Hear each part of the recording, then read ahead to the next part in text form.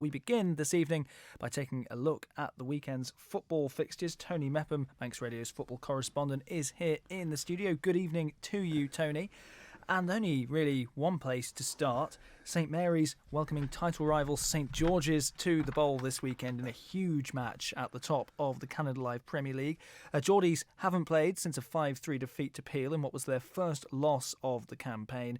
Mary's, though, 2 points clear at the top of the table with the best goal difference in the division, having scored 41 times, only 7 in reply. You can never write St George's off, though, can you, Tony? No, you can't. Bags of experience, and you're saying it's a brilliant weekend or an important weekend for Canada Life Premier League, but also when you look at Division 2 as well. But whenever St Mary's come up against St George's, if you like, St George's have always had the bragging rights, but it's changing a little bit, and it's not panic stations for Geordies, it's transition. There's new young players coming in, and quality young players that they are, and I think Chris Bass is doing a really good job in sort of just gelling them together, and I've watched them already this year and look really good against Russian, and I'm pretty certain against St Mary's they'll have no fear, because Chris Bass has no fear and he'll install that in their players.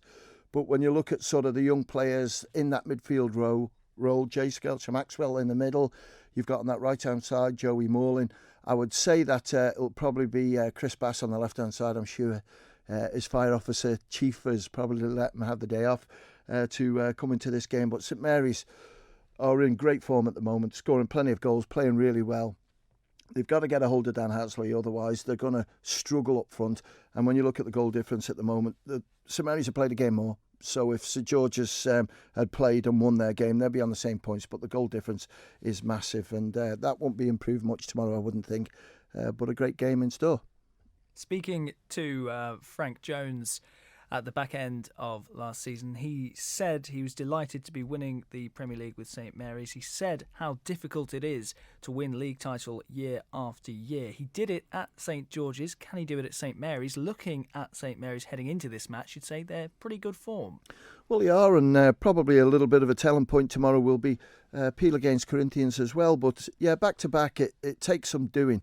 And to keep the players motivated, it's pretty well a new squad, quite a few new players anyway in there for St Mary's this year, and they'll be looking to see if they can do it. But there's a lot of games to go, Chris, and when you look at it, we've got another 2 weeks, is it 2-3 weeks before the split of the season where we reach that halfway stage, and then the top sides have got relatively straightforward fixtures, as you would think, and then all the juicy fixtures are going to come back in about February and March. So it's great to watch.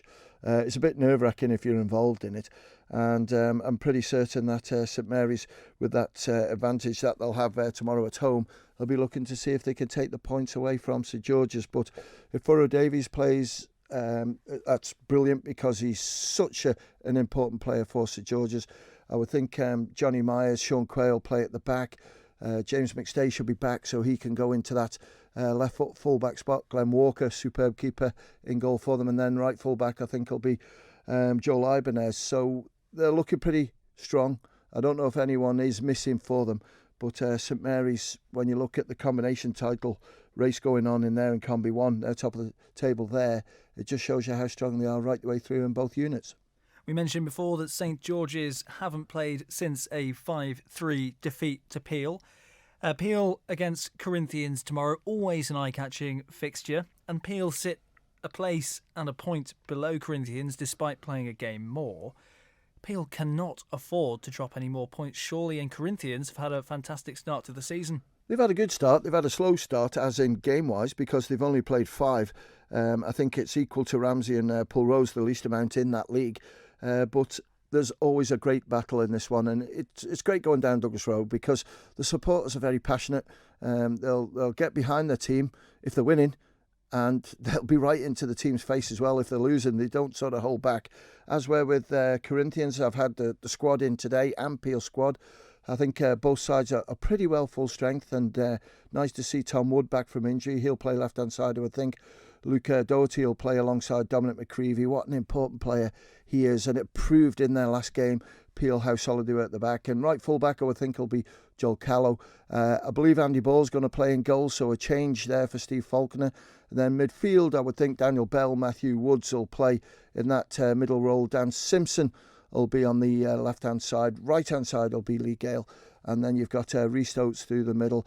And somebody else I'm not too sure he'll go with, because you've got Ryan Holdaway possibly. You've got Billy Kenyick as well in there. So Peel will fancy their chances. They had a great performance in their last game, as well with Corinthians against Rushden. They knew it was going to be a tough battle, Chris, and they got through it in the end. They were a lot better in the second half because they haven't played too many games.